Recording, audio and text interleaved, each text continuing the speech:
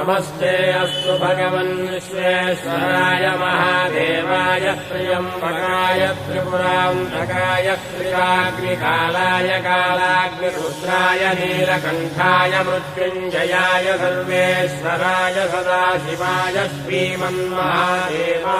नमः। नमो हिरण्यवाहवे सेनान्ये दिशाञ्च पतये नमो नमो वृक्षेभ्यो हरिकेशेभ्यः पशूनाम् पतये नमो नमः सस्पिञ्जराय श्रीमते पथीनाम् पतये नमो नमो बभ्रुजाय विव्याधिनेन्नानाम्